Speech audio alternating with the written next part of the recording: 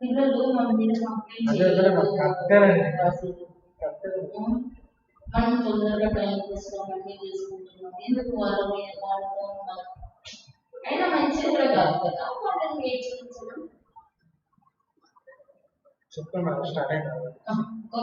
Thank you వినిపిస్తుందో చూసుకోవాలి నేను మళ్ళీ అది వినిపించలేదని మళ్ళీ అదొక బాధ చూడండి స్టార్ట్ చేయాలి okay good morning everyone I'm sorry I'm late because there was some technical problem. The email ID which was given to me was old one and they have changed it or I was not aware of it, so you had to be with me. And once again sorry for the delay. Today is very important topic which we are going to discuss, that is regarding, do you all remember that last class before vacation my last class was about learning? Do you all remember that? Okay, in continuation of that today, okay, thank you very much. Today I am going to discuss about another important topic in continuation of our learning, that is about habits, frustrations, conflicts and personality. I think all these words, you all are familiar with these words of habits, frustrations.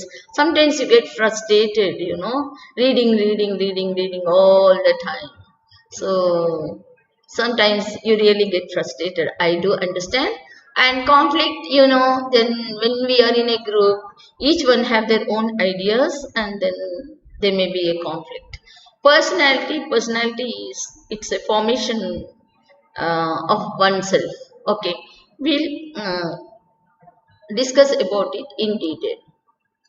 So our learning objectives are to describe the characteristics of the habits, what an habit is, and then the different characteristics of the habits.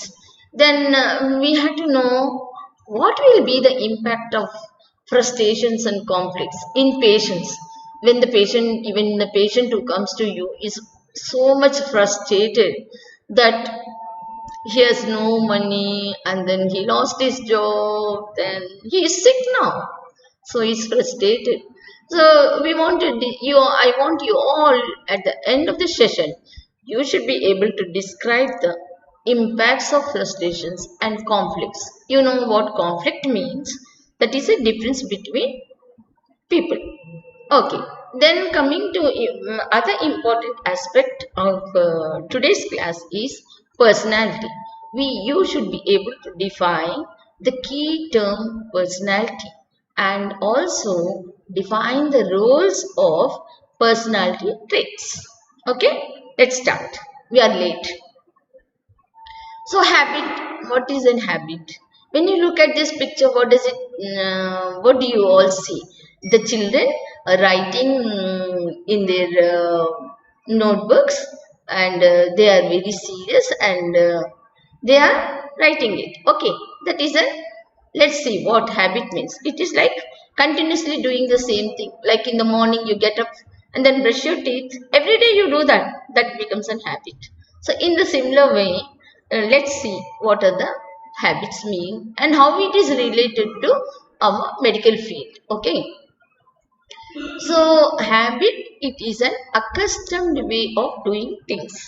It's an accustomed way, means we are taught to do in certain way and we repeat it every day and it becomes an accustomed way of doing things. Like in the previous picture I have shown the children writing in the notebooks. So they got used to write in the notebooks and it became an accustomed way of doing it. Then washing hands before eating. This is related to our health. When even now in for corona, this is one of the important public health tool which prevents corona, that is COVID-19. Okay, washing the hands frequently. They say that you have to wash your hands frequently whenever you touch something. So here also another example which I have cited is washing the hands before eating. So that becomes an habit. And there are three characters in an habit. One is we acquire it through repetition, means we do it again and again and again, and then it becomes automatic. So like reflection, so reflex action, so automatically we do it. So like when we sit in the car, then we start driving it. That is a reflex activity. In the similar way, after acquiring by repetition, it becomes automatic, and then we perform only under when we sit in the car, the driving. So it means similar circumstances. In the similar way, we'll see what are the habits of your patients who come, with whom you come across, and which are very important for you to elicit. You have to find out through their personal history. Okay, and then perform, then it gets accumulated through generation. See, like parents, we learn from as children we learn from our parents, and then the it is accumulated all those habits, and it is passed down through generations. So they emerge as customs, and in turn create habits. Then this becomes a behavior. It will persist, and it will influence the human behavior. So habit formation, it can be good or bad. If it is good, it will promote health. If it is a bad habit like smoking, alcohol, drugs, it will ruin our health. What is the principles of habit formation? They usually begin early in childhood, receptive to all influences. Then frequent repetition, then takes time to form habits. Then it is a strong emotional stimulus to form a habit. So we want the child to learn to write. So it is like a stimulus to them, and it becomes an habit of the, after their cognitive uh, things are like improves. Okay, and then habits, they build up human personality. Psychologists find out how habits can be developed, and they can, if the person, if the, your patients have some bad habits, you can try to eliminate them. Okay, look at this picture. This is about frustration. The man looks lost. He is thinking of something. He is not in with the space and time. So this is frustration. So all these things are very much connected with your day-to-day medical care.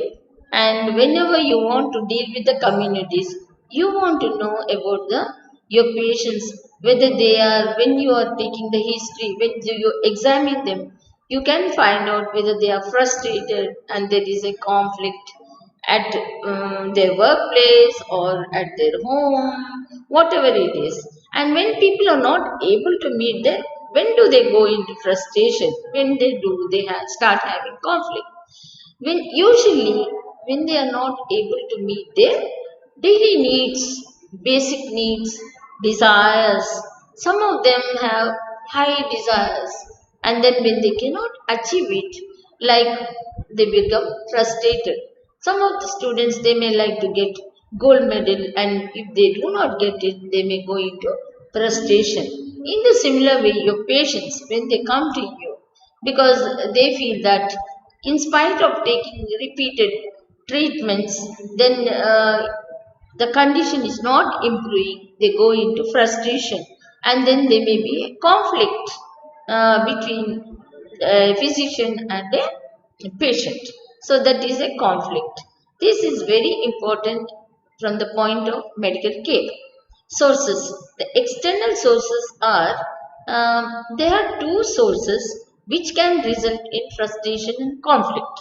The external sources and the internal source. External sources are usually from outside. Outside means the environment. It is related to outside the body. So if there is no employment, unemployment and failures, defeats, what happens is they go into frustrations and there is a conflict and the defeats. Sometimes they get defeated, like in games. Then they go into depression, they get frustrated, and they will start having conflicts.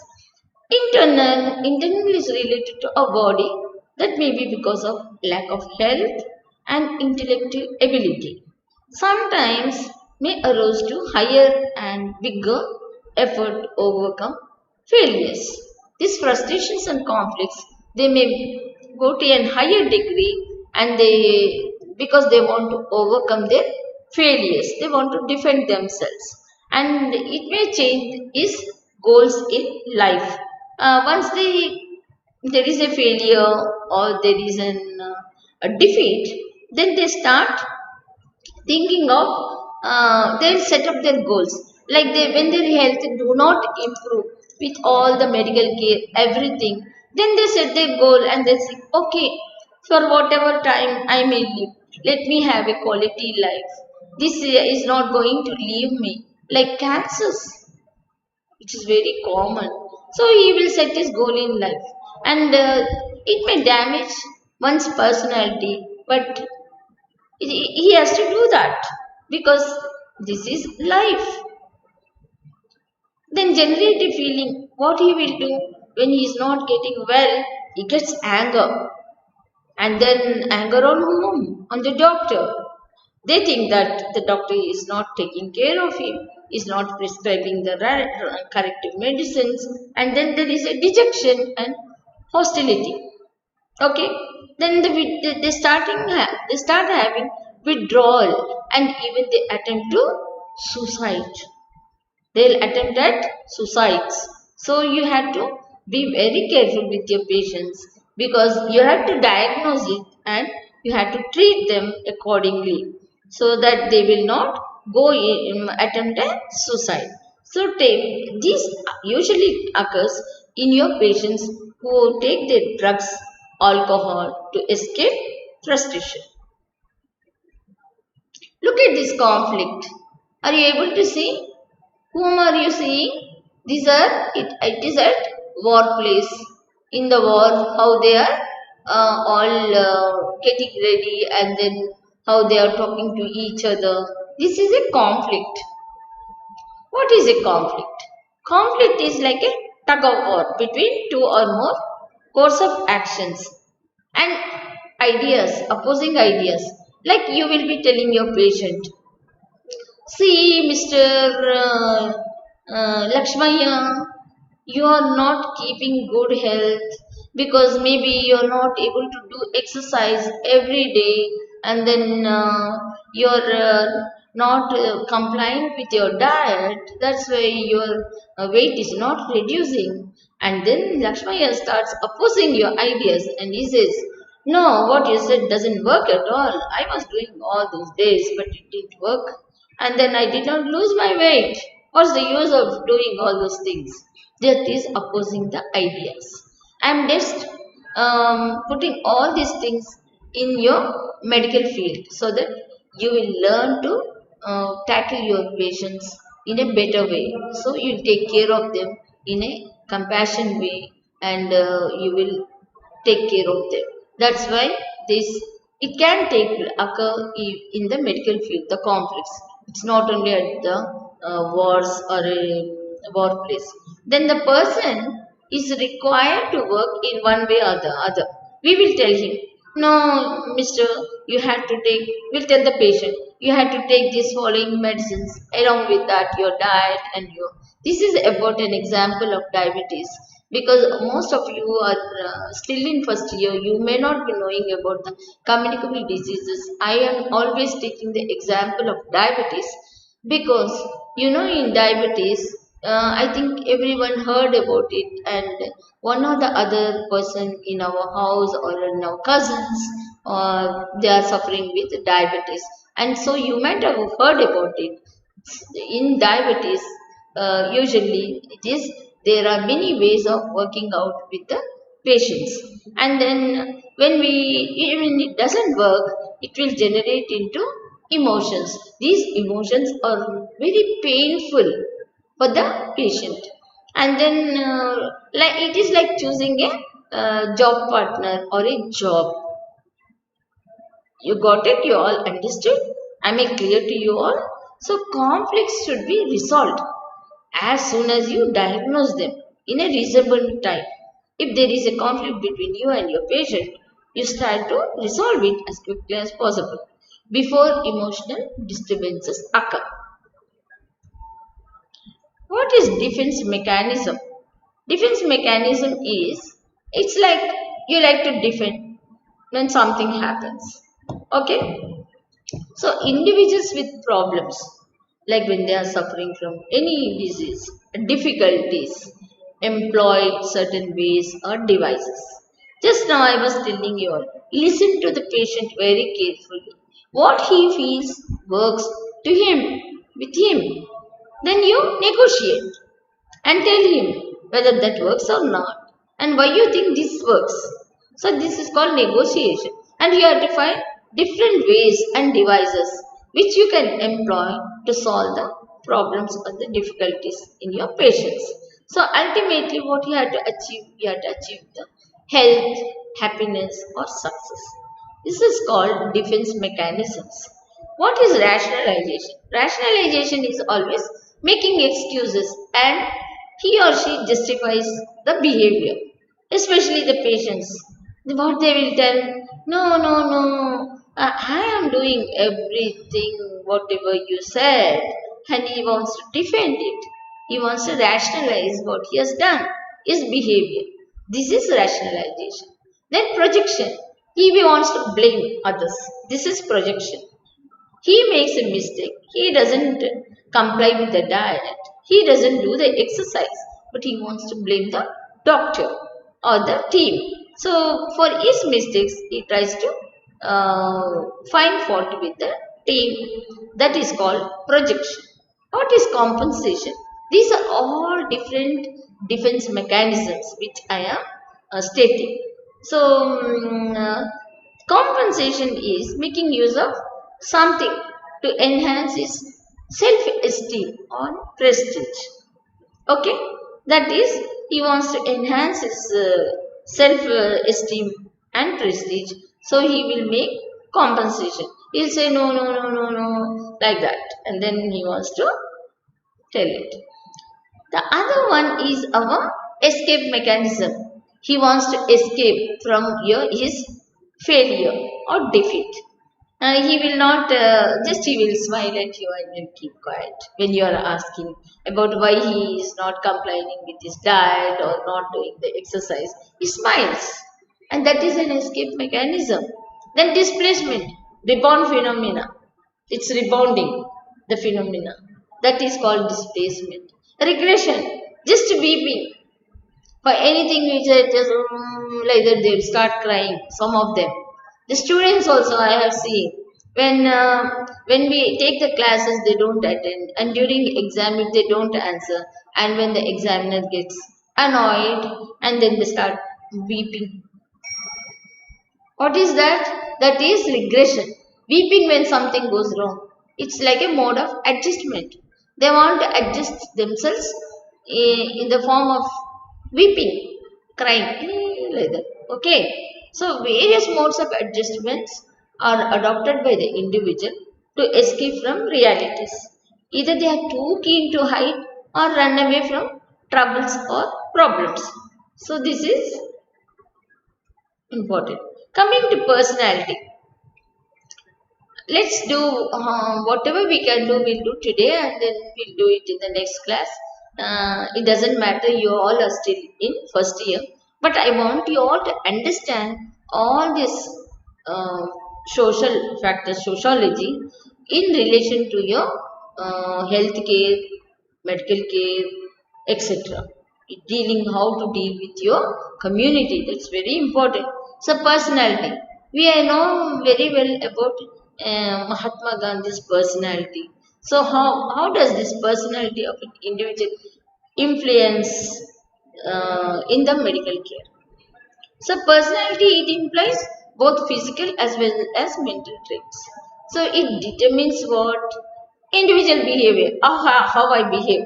This is my personality, and how I make adjustment to my surroundings. Okay, they say, oh, her personality. Oh my God, he is like that. So that is personality. That is nothing but it is the human behavior, and the human behavior and personality, they are interlinked. They are interrelated to each other. Then psychology is what? It is reading the personality. It is the study of human personality. So personality of doctor affects well-being of the patients. So your personality is very very important to keep your patients well. Got it? Understood? What are the components of personality traits? One is the physical, the other is emotional, the third is intelligence, and the fourth is your behavior. So, what is physical? Physical is how you are born, where you have grown up, how you are brought up, everything. That is physical related to the body. So, because we all are biological beings, so physical traits are features of an individual: height, weight, color, and then the facial expression, then physical health. Okay, if you just smile at your patient, this patient feels very happy. That is nothing but it is a facial expression. So it is a form of your physical trait. Okay, emotional. Coming to emotional. So when you are taking care of your patient, when your patient approaches you, what you should do? Emotionally, you should make up your personality is made up of your emotional makeup.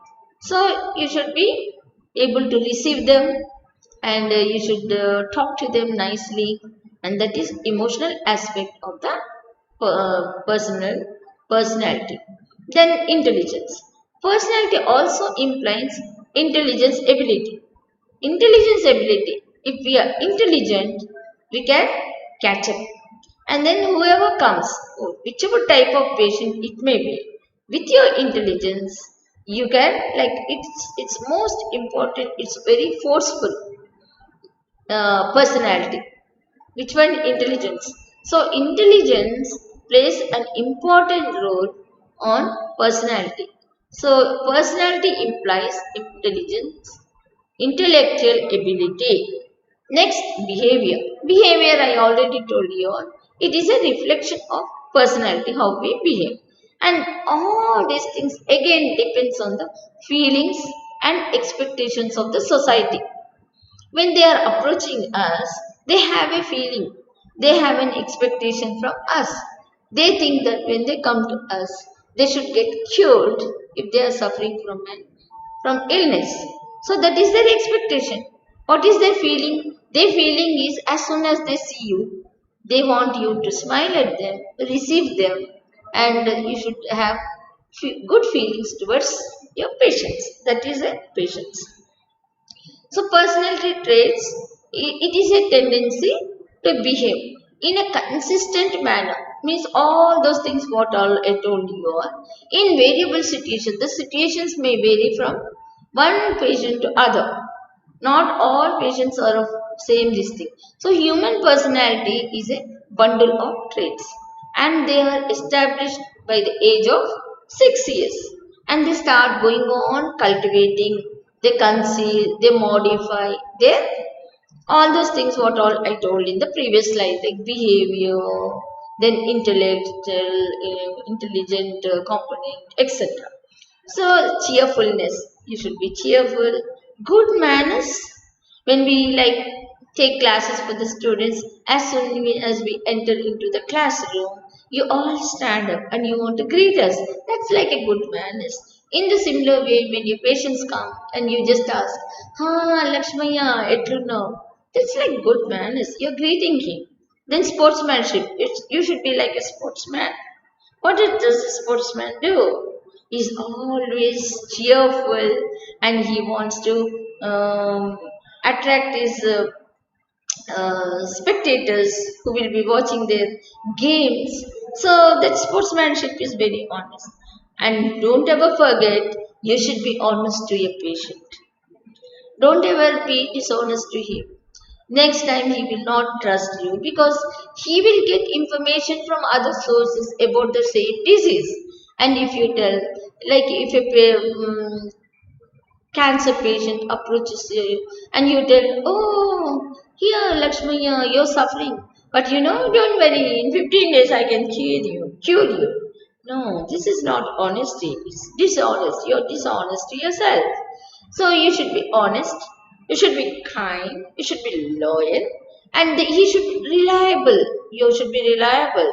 And a humor, sense of humor. You should be tactful also to deal with your patients when you become a full-fledged doctor, and you should be able to help them, and extrovert and introvert. What is development? Development, as soon as we are born, the child starts growing. That is, from infancy, hardly a social creature. They develop rapid physical and mental growth, totally dependent on mother, because mother starts teaching the baby as soon as the child is born. She starts talking to the baby, and all these things. Like as he grows, he likes to enjoy the tricks and games. When it comes to preschool child, that is at the age of 3 years, considerable growth of brain takes place. He feeds himself, speaks, loves his home. He tells, oh, this is my home. And when he is somewhere else, he will tell his mom, Mom, let's go to our home. So this is because he loves his home. Then he fears darkness. It is dark, I can't go. So this is and stories, they love stories and they want to assume responsibility. This is a mix with other children. They like to mix with others. They are like the same group, peer group. Because you all like to be with your friends most of the time. In the similar way, this why I am telling you all about development is you will be coming across the patients from the newborn till they are geriatrics group.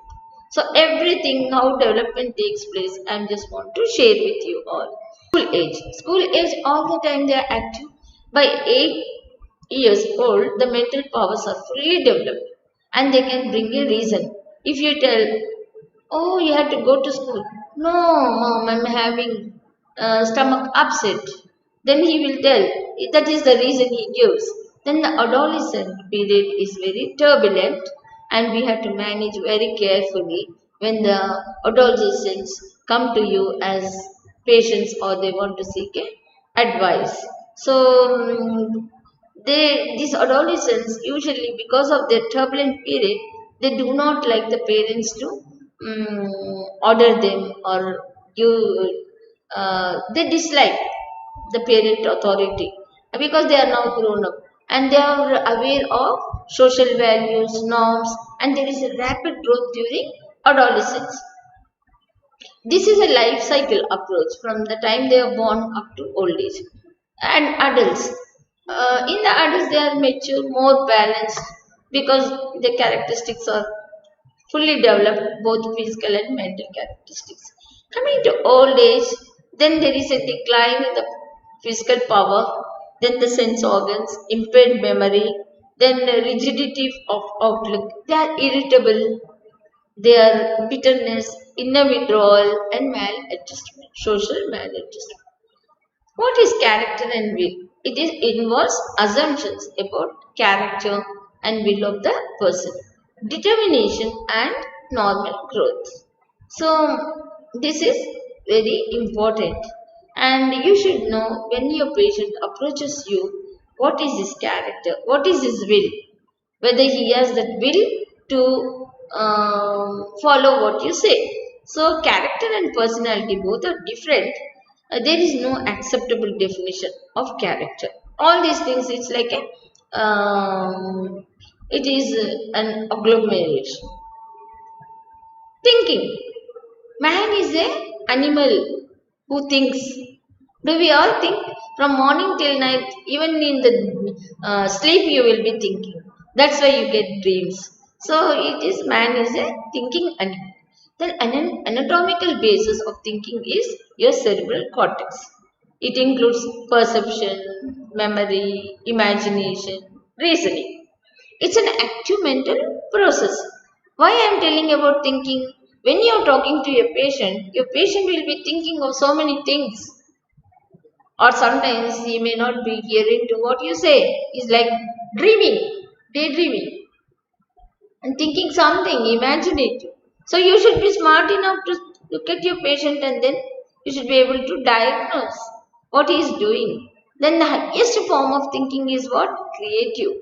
If you are creative, then it is the highest form of thinking. Then new interventions, new views of life, new discoveries. This is very important for you all as doctors when you go for research. Learning in groups, it's I think I have taught you all about learning, but once again I repeat this because this is very important. You as doctor, you are not a single person. You are always in a team, whether you are working in a primary health center or whether you are working in a hospital. So you have to work with a group and you will have that interpersonal interactions, and then every member in the learning task, then there is an immediate feedback, and if you want to learn within the group, and there is a powerful effect of group norms. When you are in the group and you want to learn in groups, there are group norms which you have to follow. The mental health is nothing, it is learn to relax. Then these are the examples which I have given you all, like learning in groups by your patients. The mentally ill health, mental ill health patients, they can learn when they are in the groups, and because they learn to relax because they are sitting with the same group who are also suffering from mental disease. In the similar way, there is something called ICTC, that is Integrated Testing and Counseling Center. Integrated Counseling and Testing Center. This is the center where we check the suspected patients for HIV, and this is called HIV testing. There also we counsel them before we test, and all the people who are suspects sit together, and it is like learning in group. Problem solving. Problem solving is very important. It's like a thinking process to solve it, and it is the highest stage in human learning. We think, we reason it, and we require intelligence, and there are steps in reasoning process. One is collection of information, and then you have to what you have to do. You have to put the data carefully, observe it, conclude it, and test the conclusion. And you have to reason very well. This is all in relation to your healthcare. Intelligence, I already told you all that it's an important aspect of personality. It's like meaningful relationships between things, perceiving, learning, reasoning, remembering. If you don't remember, then you cannot write your exam. So the last one is also very important, and you have to remember it. And it is like an interplay between hereditary and uh, environmental factors. So some of them, they believe that genetic factors play major significant role, when all others also emphasize that is our environmental factors. Intelligence, I already told you all, is a relationship between the person's degree of intelligence and range of activities. If you are intelligent, you do it fast, and can apply, you can understand easily. You are a quick learner, and then the level of achievement is higher, and depth of understanding is also good. But there are variations in cases. Each one is not very as intelligent as you think. So you have to adjust to new situations. Mental age. Mental age is related to the level of intelligence achieved. So Thurman, what he said is, it is the capacity to use the ideas for solving the problems. What ideas? It's an abstract of ideas. Then Gessel, he said, no, it is related to motor ability and adaptive behavior, language development, and social personal behavior. This is for you all to just understand. That intelligent quotient, it is again the mental age is same as chronological age, and the IQ is 100. Higher the IQ, the more brilliant. 80% of IQ or nearly 100 are the most brilliant people. Who are the idiots? Idiots are where the IQ is just up to 24. Near genius is 140 and above. Adult intelligence is analyzed by many ways. One is Thurstone, that is space, perceive objectives. Like if I look at the calendar, I should be able to perceive it. Then the number, then counting, that is elementary math. Verbal comprehension, I should be ability to reason. Then expression, ability to employ the words. What I am taking the class, all these things apply to my intelligence. That is my adult intelligence. Memory, to retain the words and ideas. Induction is to discover the principles, and deduction is use the principles to solve. Flexibility and quickness of thought. So there are some tests, group test and individual tests. Large numbers group test, it will save time and trouble. Start at one time and then finish at the same time. Individual tests depend on constant time factor. Then we measure performance, minimum understanding, use of language, reasoning and seeing relationship. Intelligent test, child grows, is intelligent, undergoes a gradual increase, improvement in age with this versatility of adjustments, readiness to gather information and acquire new skills. Okay, I think I will stop here because the time is up. I cannot take beyond this because it is 11. I think you all will have your other class. We'll continue it in the next class. Don't have to worry.